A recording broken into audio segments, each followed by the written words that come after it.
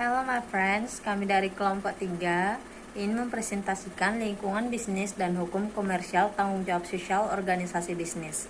Tapi terlebih dahulu kami akan memperkenalkan diri kami.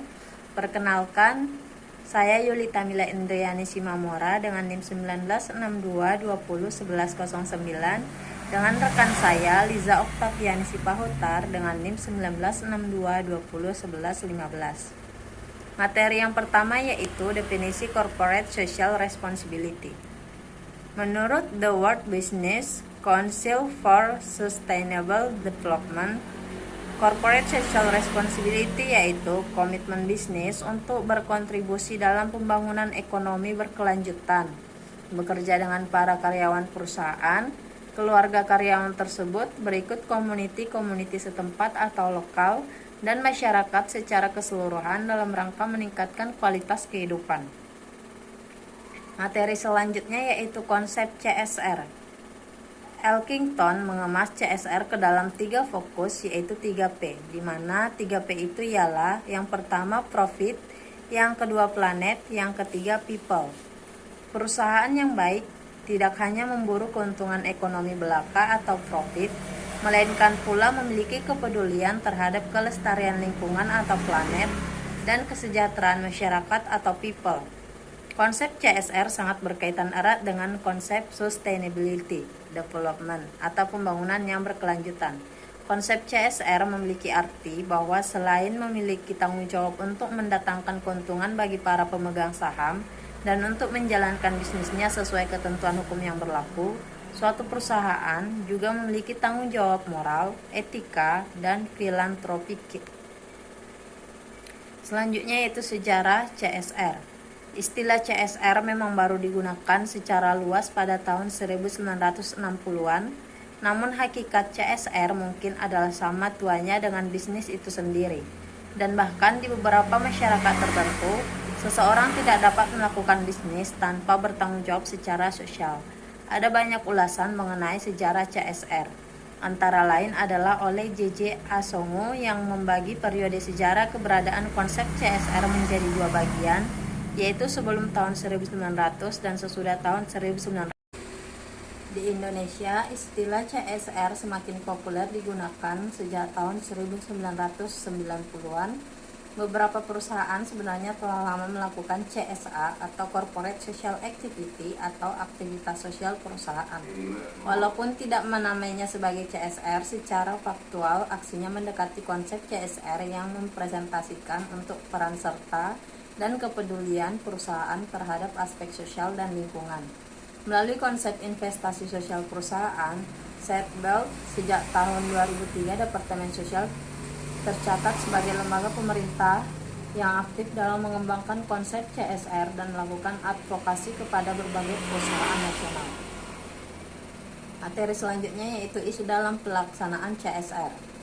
Beberapa tahun terakhir ini, isu CSR atau Corporate Social Responsibility di Indonesia telah menjadi isu yang sering dibicarakan dalam berbagai kesempatan.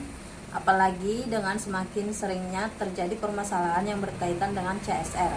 Salah satunya adalah peristiwa banjir lumpur di Sidoarjo yang melibatkan salah satu perusahaan nasional. Peristiwa lumpur di Sidoarjo menunjukkan betapa lemahnya pelaksanaan CSR di Indonesia. Dapat dilihat betapa masyarakat dirugikan dengan kehilangan penghasilan, harta benda, dan juga harus meninggalkan tempat tinggal. Tidak saja masyarakat, negara juga ikut menanggung kerugian yang sangat besar. Hal ini dapat dilihat dari pengadvokasian dana APBN dalam penanggulangan banjir di Sidoarjo. Salah satu lambannya pelaksanaan CSR di Indonesia adalah tidak adanya instrumen hukum yang komprehensif yang mengatur CSR. Instrumen hukum sangat diperlukan sekali untuk mendorong pelaksanaan CSR di Indonesia. Pada saat ini memang sudah terdapat peraturan yang terkait dengan CSR seperti Undang-Undang Pengelolaan Lingkungan Hidup, namun undang-undang tersebut belum mampu mendorong pelaksanaan CSR di lapangan. Apalagi dalam undang-undang tersebut hal yang diatur masih terbatas, hanya berkaitan dengan hal tertentu saja. Padahal CSR tidak saja berkaitan dengan tanggung jawab perusahaan terhadap lingkungan dalam arti sempit, namun juga dalam arti luas seperti tanggung jawab perusahaan terhadap pendidikan, perekonomian, dan kesejahteraan rakyat sekitar. Baiklah, materi selanjutnya akan disampaikan oleh teman saya, Liza Oktaviani. Baiklah, saya akan melanjutkan presentasi teman saya, Yulita Mila Indriani Simamora. Terlebih dahulu saya akan memperkenalkan diri. Perkenalkan, nama saya Liza Oktaviani Sipahutar. Langsung saja ke pembahasan, yaitu proses dari aktivitas CSR. Tahapan-tahapan dalam proses CSR sebagai berikut. Yang pertama, pengumpulan fakta. Kedua, perumusan masalah. Ketiga, perencanaan dan pemrograman. Keempat, aksi dan komunikasi. Dan kelima, evaluasi. Dampak lingkungan dan pembangunan berkelanjutan dalam bisnis global terbagi menjadi dua. Yang pertama, isu ekologi dan lingkungan sosial. Dalam hubungannya dengan pembangunan berkelanjutan, isu ekologi merupakan peran kunci akan tumbuh kembang suatu peradaban sosial. Sebagai contoh yang nyata, hubungan antara isu ekologi dan lingkungan sosial dewasa ini adalah adanya perubahan ekologi secara global yang diakibatkan oleh pemanasan global. Yang kedua, isu dari masyarakat global terhadap dampak lingkungan dan pembangunan berkelanjutan. Menurut Cahyan Dito tahun 2005 menyatakan bahwa ada pada prinsipnya 3 dimensi utama pembangunan. Yang pertama, dimensi ekologi. Dimensi ekologi dalam era globalisasi dan mobilitas manusia yang sangat besar mengakibatkan adanya eksplorasi lingkungan secara besar-besaran. Hal tersebut dilakukan untuk menjalankan aktivitas perekonomian untuk meningkatkan taraf hidup manusia. Yang kedua, dimensi sosial. Permasalahan pada dimensi sosial yang menjadi tantangan dari pembangunan berkelanjutan adalah pertumbuhan jumlah penduduk dunia. Dalam kurun waktu 100 tahun terakhir, pertumbuhan penduduk melonjak cepat terutama pada negara berkembang. Yang ketiga, dimensi ekonomi. Masalah utama pada dimensi ekonomi adalah perubahan global dan globalisasi. Maksudnya adalah perubahan keadaan lingkungan hidup atau ekologi global, globalisasi ekonomi, perubahan budaya, dan konflik utara-selatan.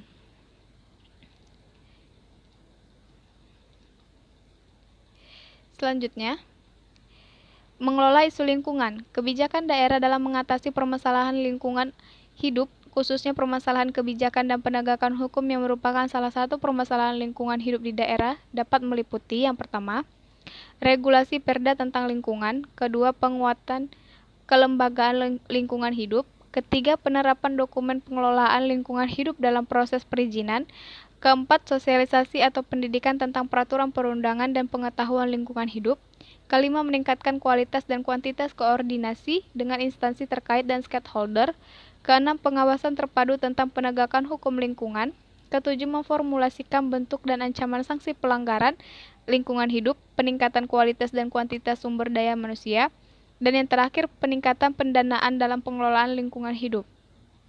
Biaya dan manfaat dalam mengelola lingkungan hidup. Manfaat-manfaat dari mengadopsi akuntansi lingkungan dapat meliputi yang pertama, perkiraan yang lebih baik dari biaya sebenarnya pada perusahaan untuk memproduksi produk atau jasa.